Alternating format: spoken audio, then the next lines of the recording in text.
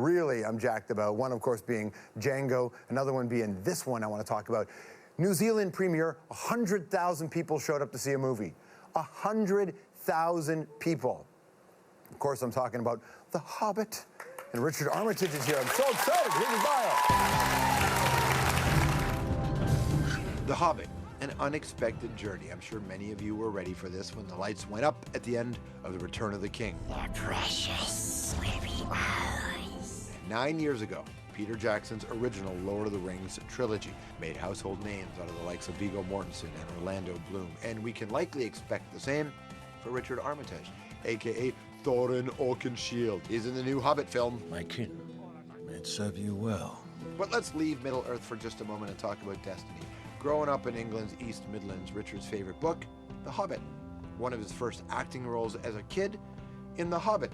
So when Peter Jackson came calling, the actor known for playing heavies, a henchman in Robin Hood and a Nazi agent in Captain America, he picked himself off the floor and steadied himself to play a hero. Got the ropes!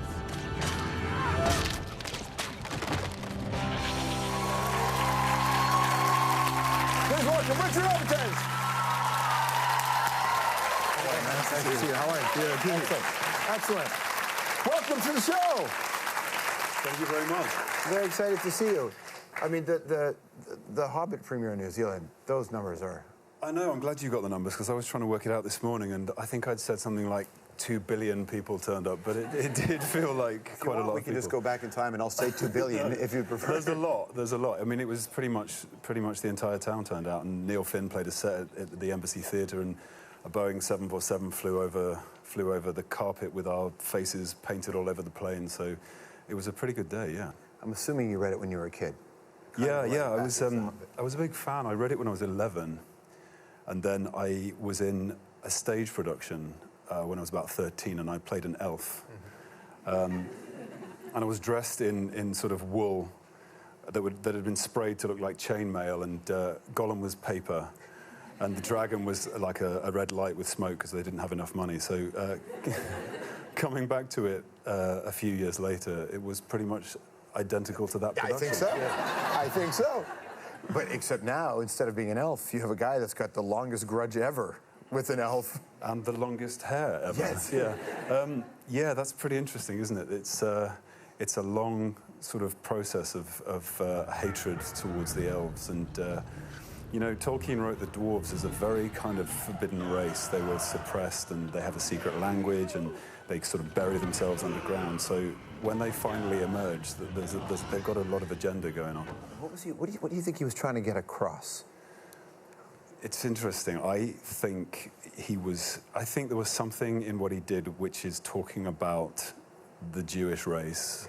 You know, the whole idea of a kind of race of people that are in exile, trying to find their way home. I think there's just a hint of that without taking it too seriously. I think too, right? He had written this book relatively long after the end of the First World War, but when he was writing it, Hitler was becoming Hitler in Germany, so this was in the era. No one knew Hitler was going to be the guy he was, but the rise was there. Yeah, and also, you know, I think a lot of what Tolkien wrote was inspired by his own experiences in World War I, in the Battle of the Somme, and he lost very, very close friends.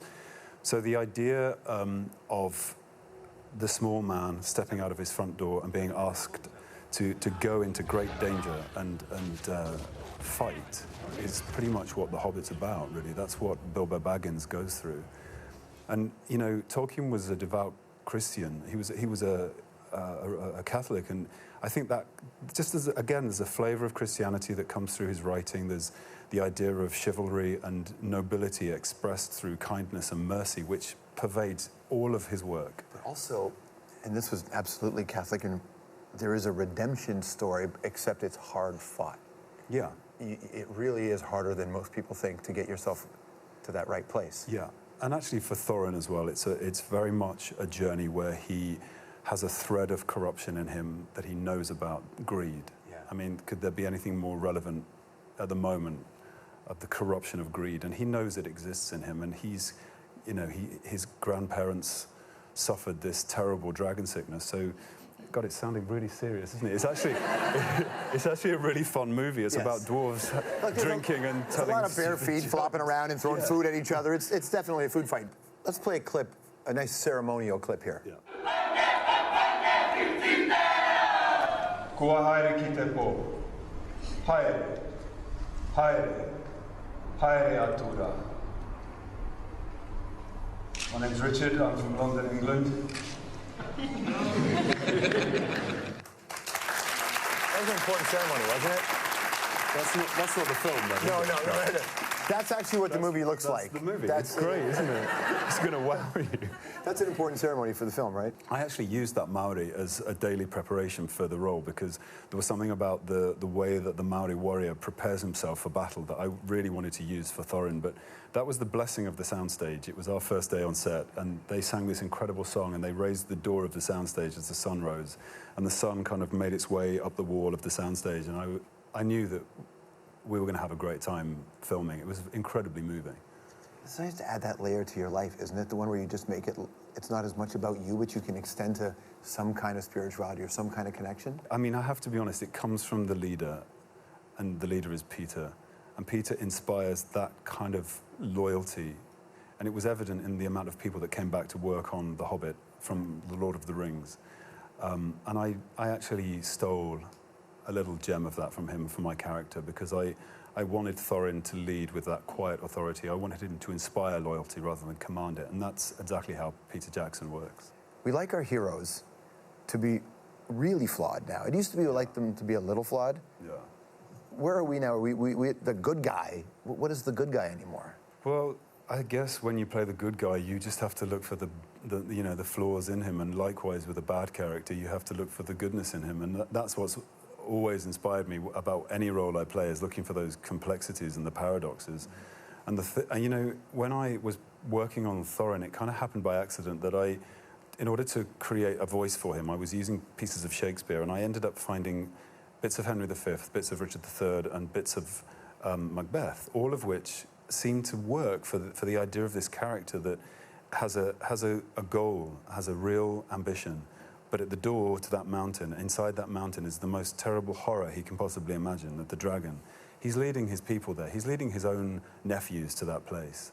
And inside of the mountain is all of that gold, and he knows that he has the potential to be corrupted by that gold and take on the dragon sickness. So it's a very kind of complicated journey that he goes on.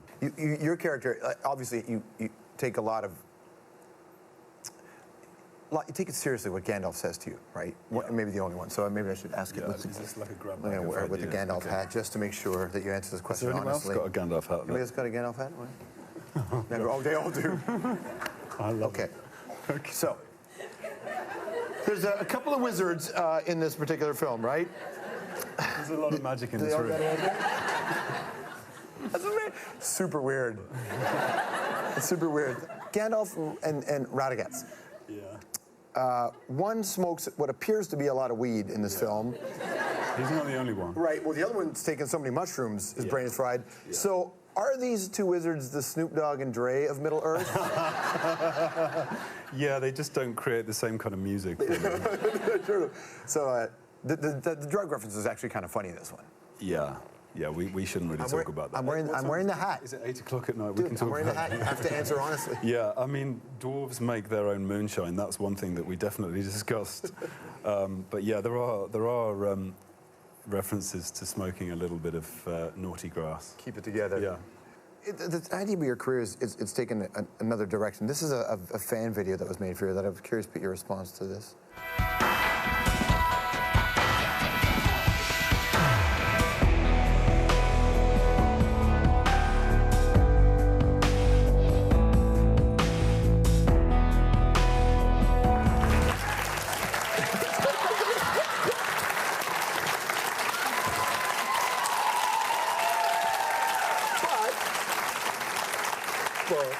Now, in individual moments, right? All right, let's put your mic back on here. Oh, sorry. That's okay. Yes. Look, when you... Don't talk about the Speedos. No. At some point, are you at that stage of your career where you can look at wardrobe and go, I'm not wearing that? Yeah, I mean, I try to not be too vain about it, but yeah, I do sort of have a little bit of say now. It's an odd place to be, though, because obviously all those scenes are edited together by fans. It's nice in a way that they're liking you for whatever reason they're liking you. But it's still it's a different reality that you're in now. Because when you're on stage, if you're in a Macbeth or a Hamlet, you're not thinking about this part of the life, are you? No, that's true. And actually, they talk about film being for life, and that's why they say it. But you've got to you do what you do and you embrace it. And all of those kind of videos and all that fan appreciation, it's like they're the people that buy the tickets. So, I welcome it.